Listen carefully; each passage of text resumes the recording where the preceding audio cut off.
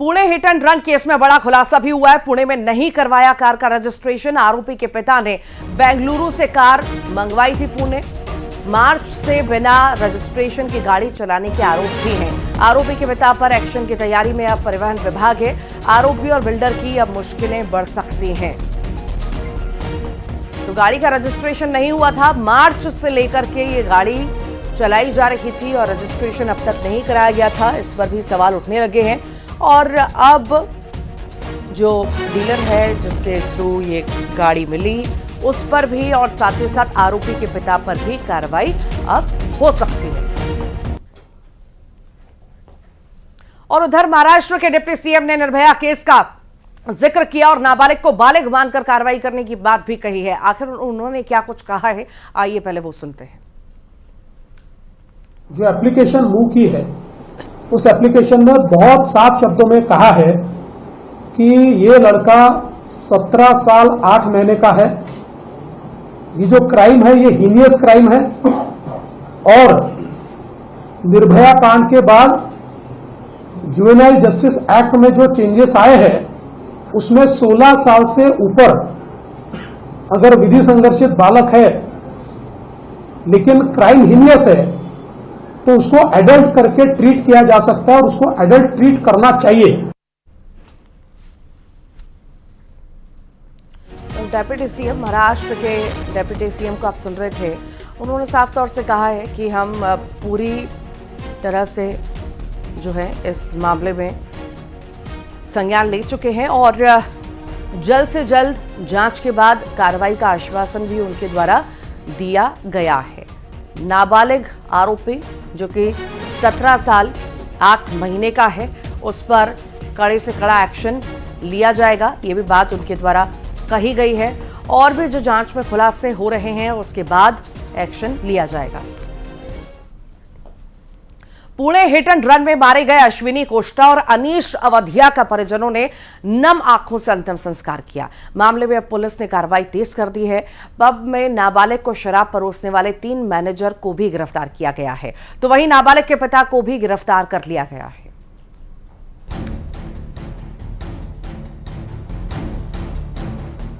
पुणे में रसूखदार के नाबालिग बेटे ने अपनी पोर्शे कार से कहर बरपाया। 200 किलोमीटर प्रति घंटे की रफ्तार से फर्राटा मार रही कार ने 2 इंजीनियर्स को मौत की नींद सुला दिया।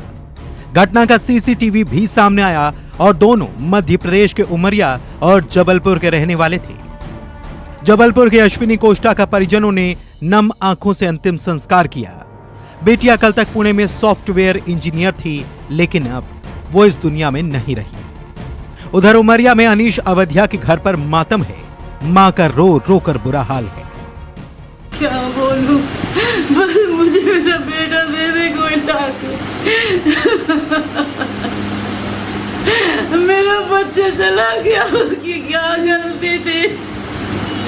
उसकी कोई गलती नहीं थी मेरे बेटे की जो चला गया।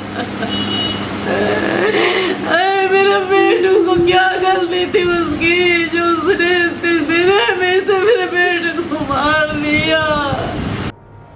मामले ने तब तूल पकड़ा जब घटना के महज 15 घंटे के अंदर आरोपी को बेल मिल गई। बेल की जो शर्त रखी गई उस पर भी सवाल खड़े होने लगे।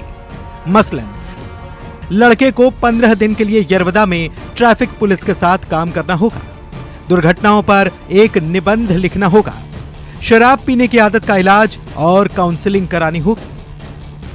मामले के तूल पकड़ने पर महाराष्ट्र की पुलिस हरकत में आई और नाबालिग के पिता बिल्डर विशाल अग्रवाल को हिरासत में ले लिया। इसके अलावा जिस पब में नाबालिग ने शराब पी थी उसके 3 मैनेजर्स को गिरफ्तार कर लिया गया। यही नहीं, मामले में डिप्टी सीएम देवेंद्र फडणवीस ने पुणे के पुलिस आयुक्त और अधिकारियों के साथ बैठक की। डिप्टी सीएम ने पुलिस पर किसी दबाव के आरोपों को खारिज भी किया। इसमें आप अगर टाइमिंग देखिए तो आपके ध्यान में आएगा सही वक्त पर एफआईआर दाखिल हो। एफआईआर दाखिल होने के बाद जब सीनियर्स ने इंटरवेंशन किया और सीनियर्स ने कहा कि 304A ये तो एक प्रकार से उनको नेग्लिजेंस का फायदा मिलेगा। इसमें तो क्लियर कर ये दिख रहा है क्या घटनाएं हुई, इसलिए जब उनको कोर्ट में प्रोड्यूस किया गया उस समय 304 ही लगाया गया। कोई नेग्लिजेंस इसमें नहीं है। कोई दबाव नहीं है। पूरे मामले में नाबालिग को जिस तरह से जमानत मिली, उसने कई सवालों को जन्म दे दिया। मसलन 2 जान की कीमत पर क्या निबंध लिखने की सजा हो सकती है? क्या 2 जिंदगियों की कीमत शराब पीने का इलाज कराना हो सकता है? आरोप लगे कि पुलिस ने दबाव में काम किया। हालांकि पीड़ित के परिजन जमानत का विरोध कर रहे हैं और आरोपी पर कड़ी कार्रवाई की मांग कर रहे हैं। उम्मीद है महाराष्ट्र पुलिस मामले में सख्त कार्रवाई करेगी। Bureau report, news 18।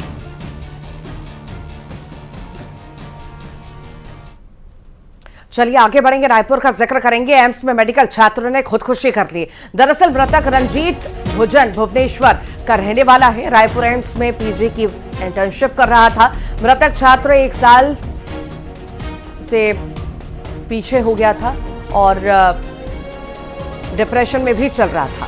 प्रथम दृष्टया जांच में पता चला है कि इंजेक्शन इंजेक्ट कर सुसाइड किया गया है। मामले की जांच में फिलहाल पुलिस जुटी हुई है।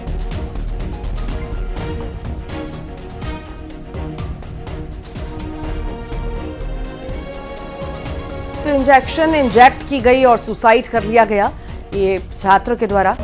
दरअसल एग्जाम में फेल हो गया था और 1 साल पीछे चल रहा था और इसी वजह से कहीं ना कहीं साल भर से डिप्रेशन में भी था और ये कदम अब इस छात्र ने उठा लिया।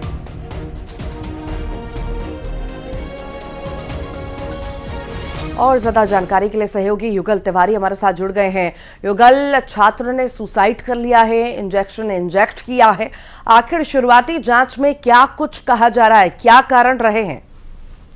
जी देखिए, जो अभी पुलिस की प्राथमिक जांच है उससे पता चला है कि कलाई में इंजेक्शन इंजेक्ट करने के बाद उसकी जो मौत हुई है और जब हॉस्टल के अन्य जो उसके मित्र थे वो जाकर के देखे, दरवाजा को नॉक किया तो दरवाजा नहीं खुला। उसके बाद इसकी सूचना है एम्स प्रबंधन को दी गई, पुलिस को दी गई। उसके बाद वहां पर गस खाकर जो छात्र है वो पड़ा हुआ था, लेकिन उसकी मौत हो चुकी थी। फिलहाल पूरे मामले की जांच की जा रही है और इंटर्नशिप वो कर रहा था, पीजी का छात्र था और 1 साल से पिछले इसमें वो फेल हो गया था। शायद इसी वजह से वो काफी डिप्रेस रह रहा था। फिलहाल अभी भी और जो अन्य उनके जो साथी हैं, कॉलेज जो प्रबंधन है, एम्स प्रबंधन है, उसके बयान है वो दर्ज कराए जा रहे हैं। आखिर किस तरह से ये स्थिति बनी, कब से वो इस तरह से डिप्रेस था, कोई डिप्रेशन की कोई और वजह तो नहीं है। पूरे मामले की जांच है की जा रही है,